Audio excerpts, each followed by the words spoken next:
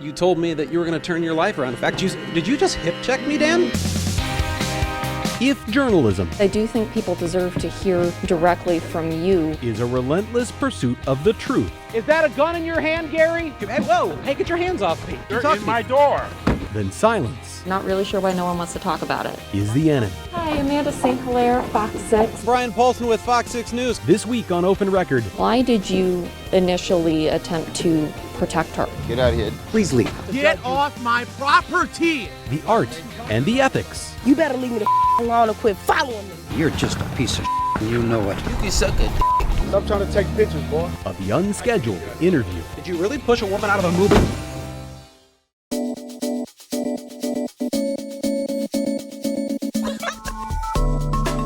From the FOX6 studios, this is Open Record. I'm Brian Polson, and I am joined this week by Open Record's executive producer, Sarah Smith. Hey, Sarah. Hi. And we are welcoming back to the podcast FOX6 investigator, Amanda St. Hilaire. Hey, Amanda. Hey, Brian.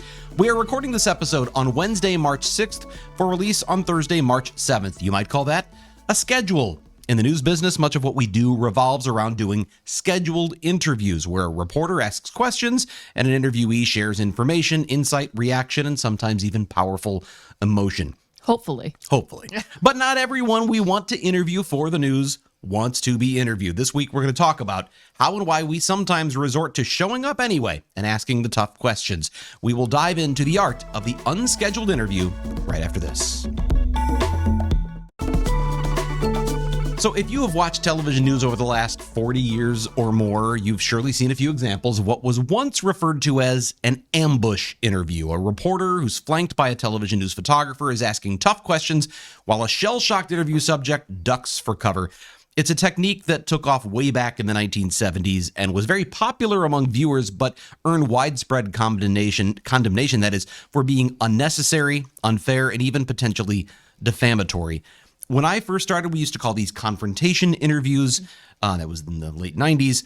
We'll talk about why even that can be problematic, but today we call them unscheduled interviews. And yes, we still do them, but how and why we do them is different in some very important ways that are important to both fairness and also important to quality journalism. So I know, Sarah, you had a very basic question off the fact that's probably important to establish. I mean, I was looking through this and I was like, yes, this is all very important. But then I'm like, okay, maybe people don't even really know when we do schedule interviews, what is that process? Because we don't just get to the part where we run up to people and want answers. We shouldn't. So, right. Yeah. That's fair. So what does the scheduled interview look like? The tip, which I would normally just call an interview. Right? Yeah. Right. So typically we call someone that we want to talk to. We tell them about a story we're working on. Would you like to be a part of the story? We have some questions and we set up a time and a place. Sometimes we'll start with a phone conversation, maybe just get comfortable with the subject matter and introducing ourselves, some background. And then if they agree, especially in television, we're often trying to convince people or asking if they want to go on camera. Do you want to talk on television about this issue? And then if they say yes, then we schedule a time and a place to meet. We bring along the camera crew. Everyone knows what's happening. We put microphones on everyone. We sit down and we talk. And there are different categories of interviewees. So there are groups of people who don't have to be part of the story, but we certainly would like them to be part of the story. So think crime victims, right? They're not obligated to share their trauma with us, but in doing so, if we do it in the right way, it could potentially help other people. There are also people who have more of an obligation to the public. So think people paid with your tax dollars, elected leaders. There is a different approach to setting up those interviews because with some groups, it's kind of a, hey, we'd like you to be part of this. And you have those preliminary conversations. And then with some other groups, it's, hey, the public really needs to hear from you. And to be clear, we would never, quote unquote, confront or go into an unscheduled interview with a crime victim just because we really wanted to hear their thoughts. Right. The public official has that sort of that standard of expectation that they should be available to speak to their those who have elected them or who pay their salaries, and we're that vehicle for asking those questions. Brian Paulson, FOX6.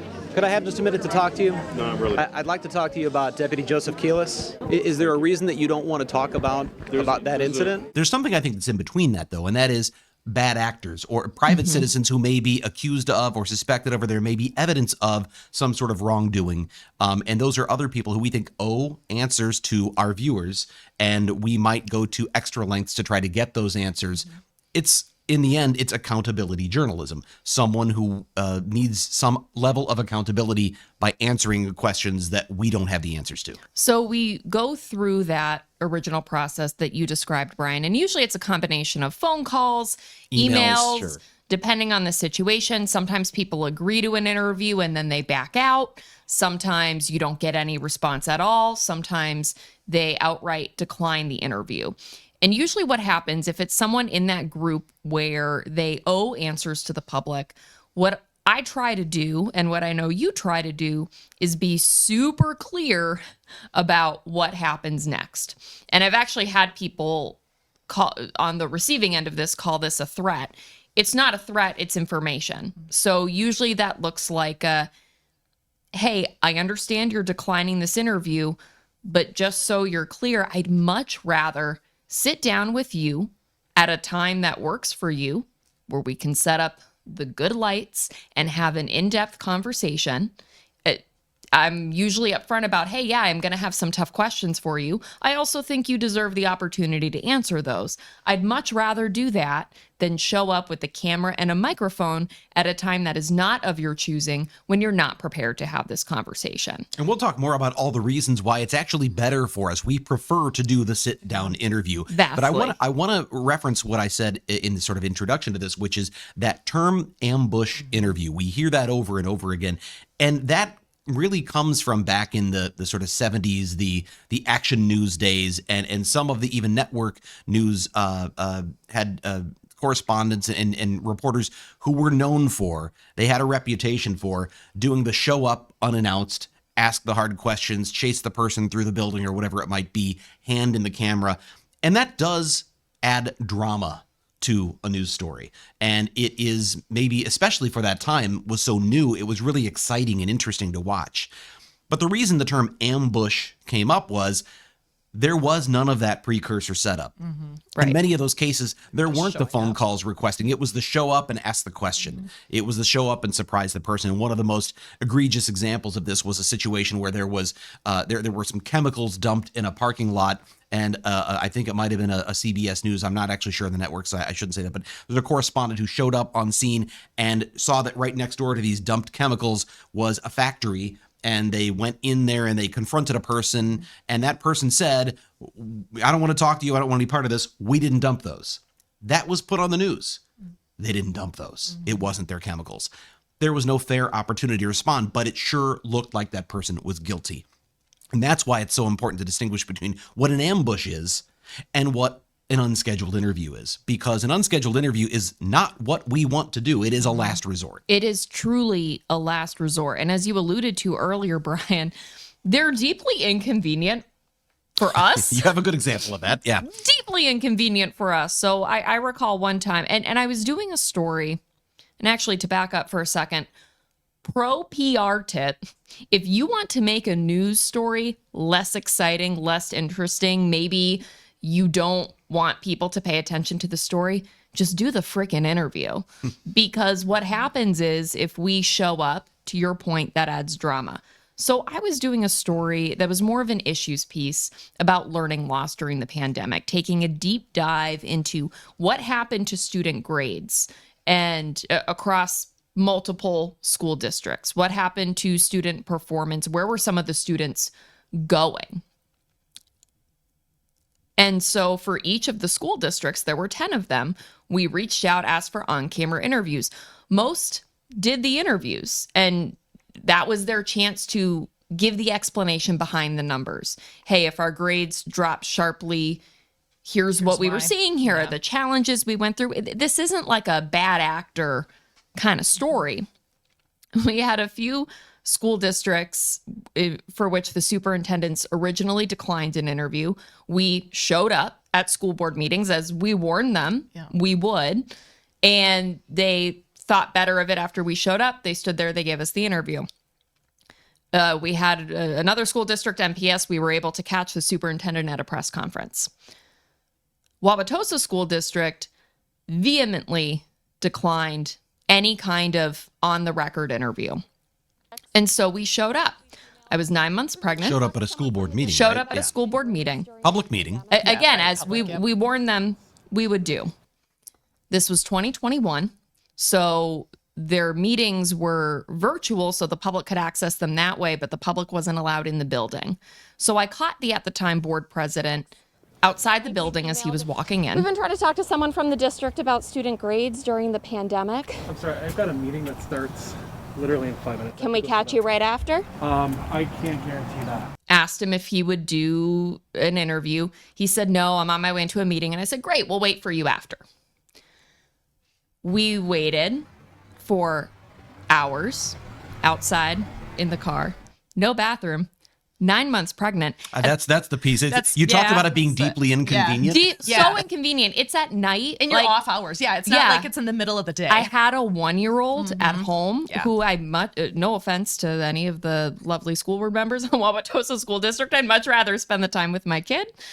And I started having Braxton Hicks contractions. And I was pretty sure they were Braxton Hicks, but I wasn't totally sure. What I love is that you're going, but I got to stick this out because he's still going to come out. I need to get this interview. Yes. Yeah. And we'll talk about the importance of waiting in a minute. So he comes out of the building. I continue to ask him questions. So I haven't seen the data that you're referring to, and without having it in front of me, I can't comment on that. And then he says something to the effect of, it's been a long day and I'm tired, so I'm going to go home. And that's when I got a little bit punchy and said, look, I'm 9 months pregnant. This is not my idea of a good time, but we have to be here. And the reason we go through the inconvenience, the reason we set that up, by the way, I hate unscheduled interviews. I'm going to talk about that in a minute. I hate them. You have to go against human nature to do them because human nature is to connect with the person standing across from you.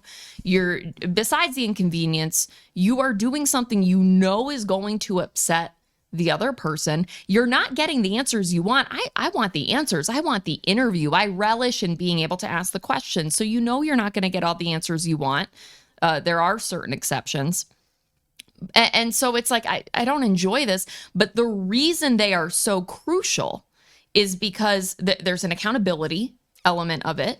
The public deserves to see how willing or unwilling these especially for public-facing, public officials, right? Powerful people, and even if they're not public officials, people in power. Why did you initially attempt to protect her? I do think people deserve to hear directly from you how willing or unwilling they are to answer questions. And when you have people who are saying, yeah, I'll talk to you, and then people who are stonewalling you can't give them the same kind of credit because that actually doesn't give people the entire story. It does convey information to a viewer as to someone's level of transparency, yes, comparatively speaking. But there's another piece to this, which is when you ask some of those questions, when you don't expect, maybe in an unscheduled situation, you might only get to ask 1 or 2 questions at most. Maybe you'll get to ask more, but it's very easy to hide from and dodge a question. It's very easy to not answer a question that you are not present to be asked. Mm-hmm. When the question is asked of you and a camera is on you and you know that viewers will see this, many times these very same people who have said, I'm not going to talk to you, I have nothing to say, will answer the question. You can turn the camera off if you'd like to speak with me. No, the camera's going to stay on. Take the night to think about it because either way you have 3 days. It doesn't have to be done tonight. We talk the next day. You said either way you have 3 days. That night I did, yes. Why would you want a single member here who doesn't want to be here? I don't think that it's about that, though. And sometimes those answers are crucial to our understanding and our viewers' understanding of a very important subject. Well, and in that case, we did get a crucial piece of information, which is that the at the time board president said, I haven't seen the data. So this is someone who is leading a group of people making decisions about the students. And you're telling me that this data, which we were able to get from your school district, you haven't looked at? Right. That is something that the public deserves to know. And often, and actually it was another Wauwatosa School District case, show up at the meeting, again, wait until the end of the meeting. You know, we had gone up to people ahead of the meeting. They said no, they didn't want to answer questions. Well, afterwards, 2 board members stopped and they did answer our questions, and then later did more extensive sit-down interviews. It's easy to write it off and say, well, why show up anyway if they're just not going to answer the questions? That's a big assumption. And in journalism, you know what happens when you assume. We can't make that assumption. In the off chance, and even the smallest sliver of possibility that we might get those answers, it's our obligation to show up. And especially, I do want to talk about school boards for a second, because there's a trend I've been noticing, and especially for agencies that have public relations people that your tax dollars pay. Theoretically, that job is then supposed to be to provide the public with information. There are times, and this is no offense to my friends who work in PR, and especially in government PR, but there are times when essentially your tax dollars are paying them to stonewall the public from getting that information. And especially with school boards, I've noticed a trend over the last several years where there's this desire for, quote, everyone to be on the same page. And I've seen this reflected in internal emails. Each school board member is an individually elected representative. A government body cannot be treated like a private organization that actually gets very close to dangerous territory with the law about open meetings and trying to get on the same page behind the scenes. And so when you see people, I'll call it hiding behind one person in public relations to craft a statement that tells you a whole lot of nothing, the public misses out on their individual representatives' answer, which may be different than someone else's. So that's why especially when we're dealing with boards of people, you'll see us go up to individual people. That's where the unscheduled interview can also come into play, because different people are going to think different things, and it is our job to make sure people understand where those differences are. Well, and asking these kinds of unscheduled questions I would in some ways I think of them as statement busters. I hate statements. I hate prepared statements, because they are things that are carefully crafted behind the scenes where you can ask no follow-up questions. You don't really know. There's no context sometimes. There's also, we don't even know who's saying. They usually suck. They say nothing. Yeah, right. There's a lot of flowery language that doesn't really tell you much. And it's usually crafted by a group, and therefore is on behalf of an institution or an organization. There's not an individual to hold accountable for those words. That's why these kinds of things are important. I want to step back for a minute, though, because you said something, you talked about how you kind of hate doing them, right? Yeah. And I've been doing this now in Milwaukee alone for 20 years. And I was in Kansas City before this, and Des Moines before that. So I've had a lot of experience doing this, but when I first came to Fox 6 News, I was not good. This was not a natural technique that I was good at or was comfortable with. Like you, I prefer the agreed upon sit down, let's talk about this. I do think that's kind of a misconception, I think, sometimes with people where they're like, oh, they're investigative reporters. They love to do this, and they love to beat down doors and go talk to people and shove a mic in their face. I will tell you, so there's a little of both here. And here's the thing. At the time when I first came here, I got so worked up and nervous. Mm-hmm. I would just about break out. I would be, red in the face and nervous, and my heart rate would be elevated if I had to go and do one of these, because there's this moment of, confrontation. They don't want to be talked to. They don't want to ask these questions. Right? Like it's very unnatural. It's very uncomfortable. Yeah. And I wasn't very good at it. But I've been here a little more than a year, and I got my first annual review at Fox 6 News, which I have right here. Of course you do. And so spill the tea. I'm going to read to you Strengths. what I was told. So we'll go past the strengths. We'll read the development needs and plans. Wow, this review is a lot shorter than the ones I write. Yeah, it is. This is October of 2005. Brian needs to keep ramping up his efforts at using compelling storytelling techniques such as confrontations. As an investigative reporter, he needs to be seen as strong enough to demand answers and hold people accountable. So I'm a young reporter, and I get this review, and they're saying, you need to confront more people. And I took that on and said, I've got to get comfortable with this. I've got to seek it out. And so for a while, there were some stories where I certainly made the call in advance, offering an interview, because you have to do that. That's the only fair thing to do. But I was secretly hoping they'd say no so that I had the chance to go do this. Are you sure you want to sit down for an interview? Yeah. And there's a problem with that. That's the wrong approach. And I don't mean to disparage the person who wrote this review. Their idea behind it is we want the image of our investigative team to be tough, to be an accountability unit. We want people to see that you're strong and you're pushing for answers. And I fully support that. But the idea of saying we need you to ramp up your confrontations means confrontation is the goal. And that should never be the goal.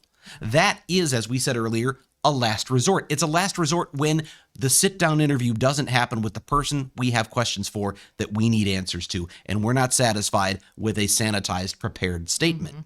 So, which, by the way, I understand the statement in the context of daily reporting, right? When you're doing a daily report, you have a few hours to get your stuff together. Someone may not be available, but they can write something up that might share their perspective. Fine. There can be great value in statements, yes, right. The stuff we're doing, and the reason we feel so strongly about statements for the work we do is because it's long form. It's we often have discussions about what's a fair deadline to give this person in case someone's out, in case. So when someone says no for something like that, it is rarely because it's a scheduling problem. It's because they don't want to talk. Well, and half the time you guys reach out so far in advance where you're like, my deadline for this sit-down interview would be X date. And it's like 2 weeks down the road. At least. It's not like they have. This just happened recently with Milwaukee police when I did the FOX surveillance stories, the FOX cameras. I reached out and asked for an interview, and they responded that they didn't have time to do the interview. And I replied that I hadn't given them a deadline. So I gave them a deadline that was way far out. And they still said they weren't going to do the interview. That's another one of those examples, by the way, of where pushing for this ended up, and doing one of these unscheduled interviews too, in fact, resulted in really important information and a sit-down interview.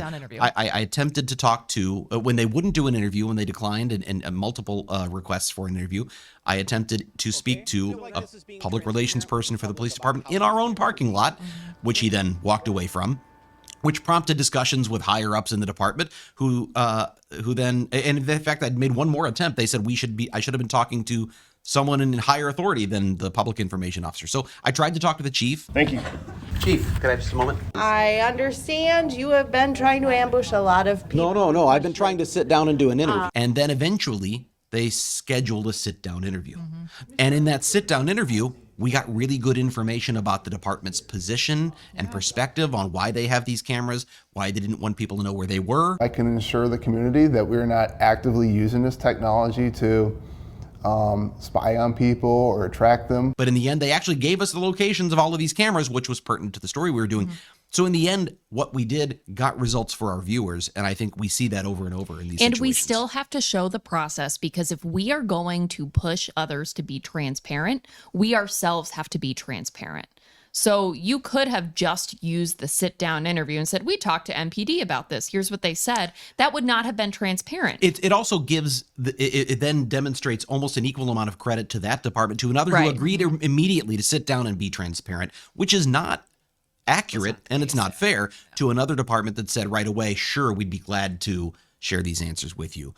So I do think you're right. It's important to show that process for a couple of reasons. There was one time in my career when I did an unscheduled interview without reaching out first. And that was when I worked at my last station. There was video from a nursing home, and I had done a lot of work around nursing home conditions. And there was video that an employee had taken of what appeared to be cockroaches in a nursing home kitchen. It was real gross. And there were all these other problems that have been popping up on these inspections. So I did not call that nursing home. I wanted to show up and see what the conditions were. So they didn't have time to clean up. And the discussion in our newsroom and with our news director, because we had a big discussion about this, because that's a big deal to show up without reaching out first. And we ultimately decided that there was value in that. And eventually, after some back and forth, they did bring us inside, and we saw it was the same kitchen, and we saw the conditions that kitchen was in. There were no cockroaches there that day.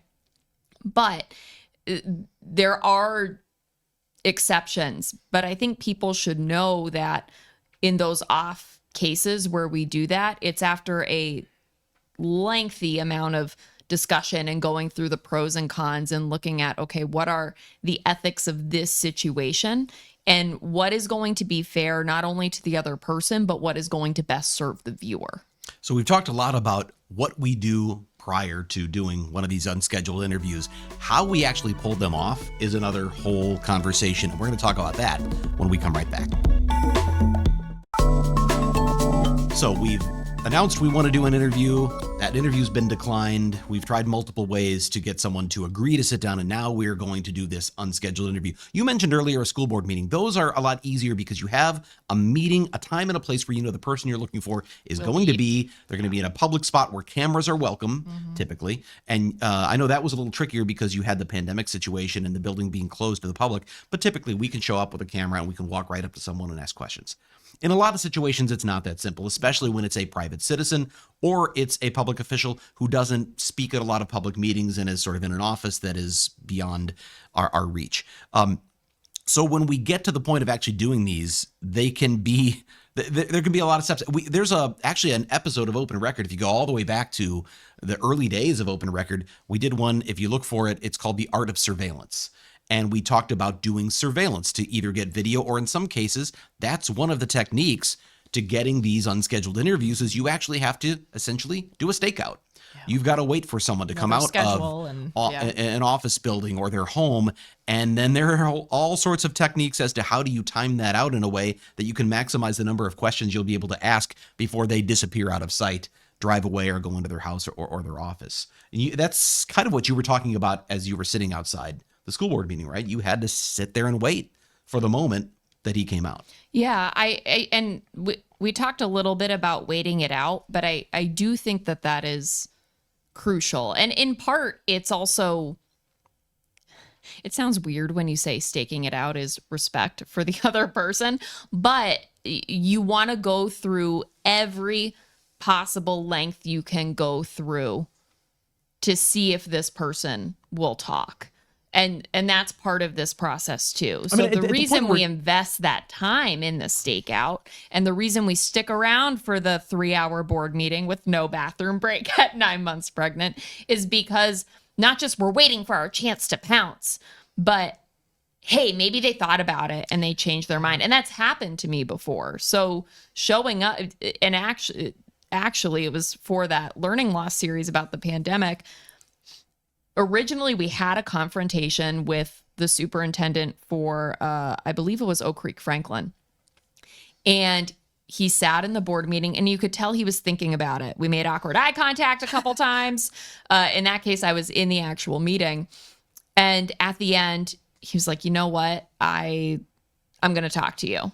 And we had a great conversation. That's the low-key stakeout. I mean, we've certainly had things where we had to sit in the car and wait for this person to come out, and where do they usually go here? You're also thinking about, okay, how can I approach this person in a public space? How can I do it safely? Well, and you're with the photographer. It's not just you. Right. And so you have to, it's almost like a dance that you have to do ahead of time. Like, hey, here's what I'm going to do. When they walk out the door, I'm going to do this. Right. Can you do this? If we really get into the technical aspects of it, sometimes you're really saying, okay, you have the camera in your lap. You're going to open that door. I'm going to go around this way. Coordinated, and you need to stay sort of in a similar distance to each other. I want you to get me in the shot, but I want you to be close enough so that we're seeing that. I mean, there's a lot of that discussion. He's going to walk from that door to this car at what point? And it goes this far. Yeah. I wait until he's 6 seconds out of the door because it's about a 20-second walk to the car. If I go too soon, he goes right back in the door. We get to ask no questions. If I wait too long, he jumps in the car. We get to ask no questions. If I intercept him maybe about 50% of the way, we get a chance to spout out a couple of questions. Get off this. You're on private property. I just want to know why you're fighting so hard to keep us from getting a public record. You're just a piece of and you know it. Bill, call the cops on this guy, will you? It does go that far that you're doing this kind of calculation. But in the end, the purpose is I want to get out as many questions as I can in the hopes they will answer them. And it's happened time and time again where that has worked. And how did John end up winning? How did John and his friends all end up winning the vacations that were supposed to raise money for veterans? Why don't you explain to me what happened? Please get off my porch, son. Where I have confronted people in a situation where they have made it clear they don't want to talk. I have questions. I time it out right. And then by getting to ask enough questions, they will sometimes stop and do the interview right there. What you're doing right now is a witch hunt based on disinformation from somebody who is the actual thief here. He ripped us off from day one, Brian. That's what you don't understand. From day one. You're a great journalist. I know you've dug up everything that you can. Yeah. And I've had it happen time and time again. One of the examples I think of that was actually one of my favorite all-time results, and I'll have to look this up. Maybe Dave can insert some of this in the podcast. There was a young man in Grafton who, I say young man, young adult, who was caught upskirting at the grocery store, and he was criminally charged. I wouldn't expect someone like that to want to talk about that experience. So, of course, he declined any request for an interview. I ended up going and talking to him, and when we were there with the camera and he sees the moment, he decides after that sort of moment where I approach him that he wants to talk. He invites us into his home. We sit down and we have a whole conversation where he confesses to what he's done, and he says it's against his Christian beliefs and he feels terrible. And that led to an actual scheduled sit-down interview. And when in the scheduled sit-down interview, we asked, well, then why are you fighting this? Why aren't you pleading guilty? And he had a legal defense that was wild. The legal defense had to do with, without getting too graphic, but this was what we had to talk about on the news. This was actually testified to in court. The legal defense was whether or not it constituted nudity because the person he was getting the upskirt pictures of was wearing underwear. What amount of coverage did the underwear give? And I asked him, I said, that doesn't sound, why are you arguing that defense? And he said, that's not my strategy. That's my lawyer's strategy. It's a great soundbite. He's admitted to the whole thing. And that wouldn't have happened if we hadn't gone and tried to talk to him. Right. And I think that goes to a couple important points. One is the way you ask the questions, it really matters. And sometimes, and it depends on what you're trying to show, right? If it's clear the person's not going to answer questions, then sometimes your questions are trying to get at something or show something. I worked with a reporter once who, there was a public official who was accused of, he was like smoking pot on the job and accused of stealing as well. And so she asked, it was like one of those like a perp walk kind of situations where she's there and she shouted out, were you getting high on the job?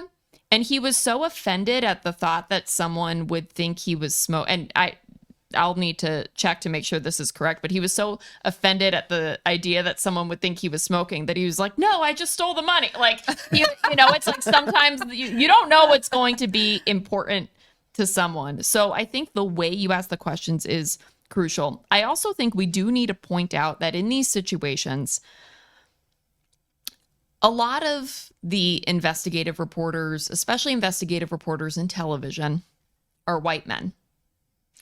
And it's different being in those situations when you're female, from being conscientious of your safety, or also how you're coming across. Am I too aggressive here?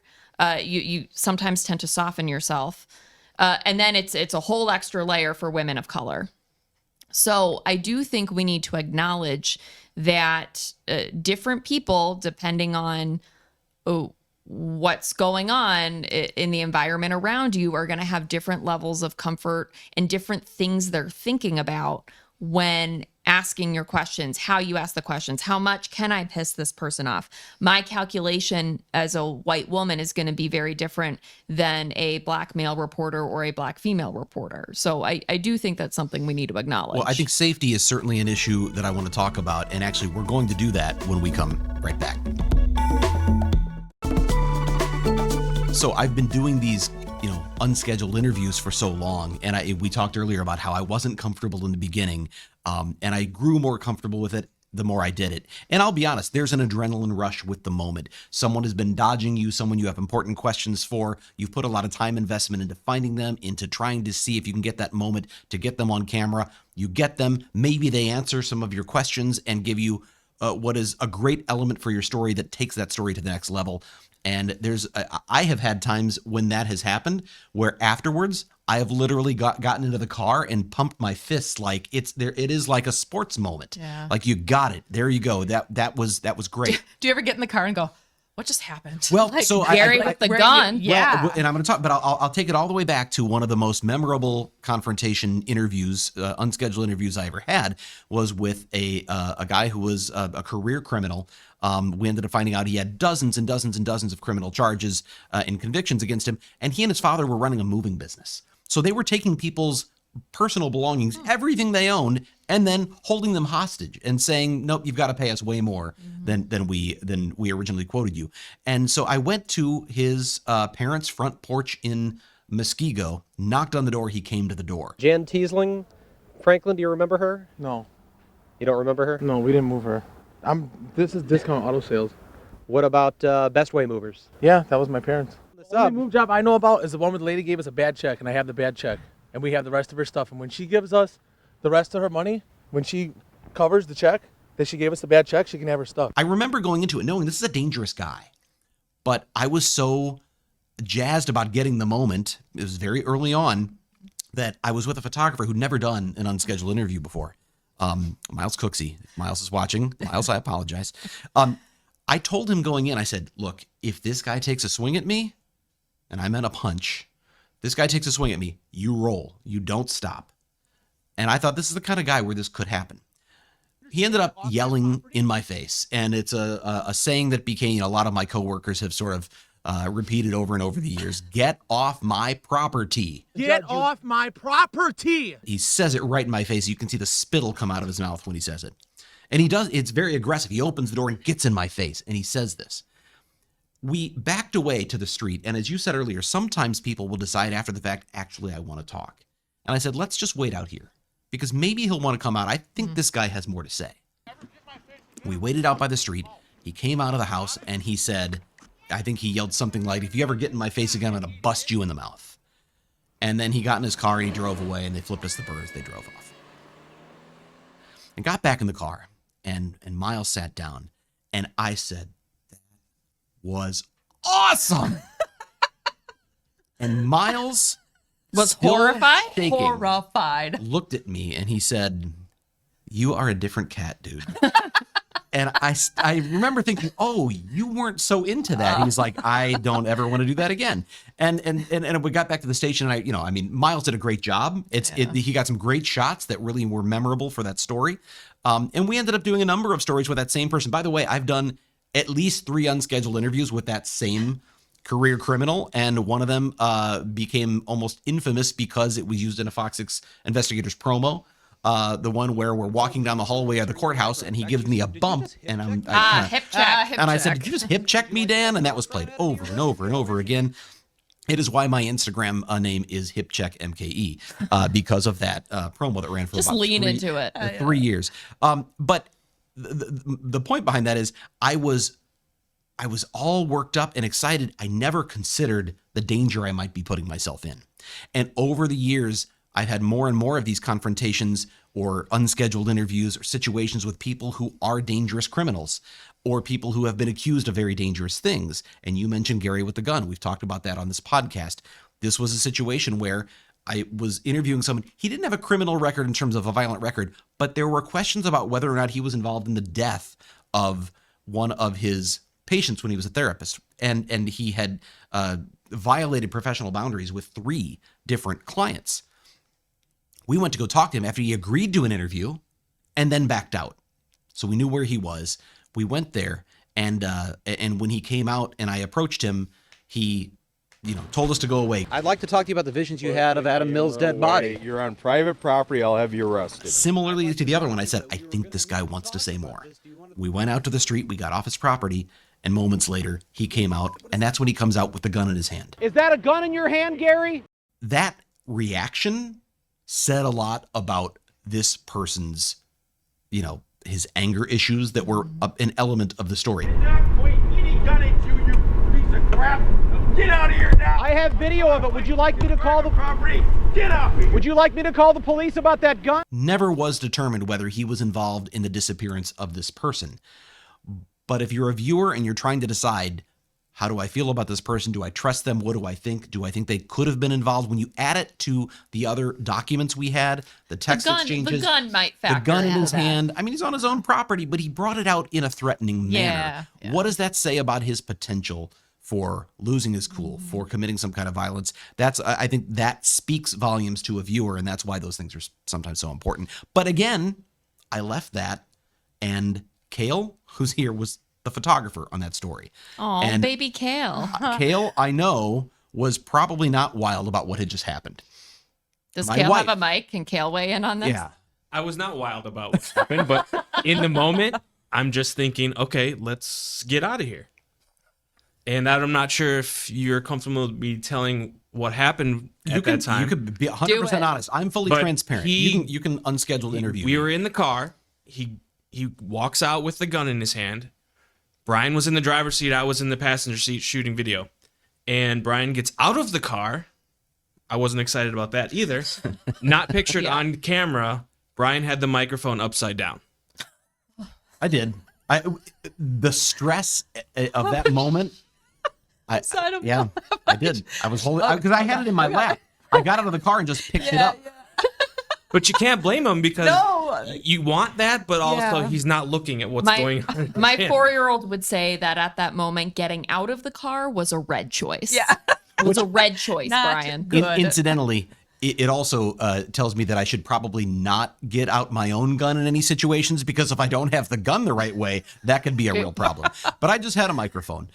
What I remember is we stayed on the scene, and the sheriff's department was called, and they came out and they looked at our video and they talked to us. So we did stay around for a while, but that was a terrifying moment. In hindsight, in the moment, my adrenaline was high. Afterwards, my wife, my mother-in-law, my mom, my boss, they all said, Had some things to say. Great job on the story, but don't do that again. Yeah. You see a gun, get out of there. Yeah. Don't get out of the car and yell at the Well, guy. and this kind of thing also requires a really thorough knowledge of knowing where you're allowed to be and when you need to leave. Legally, but in this case, maybe also from a judgment standpoint.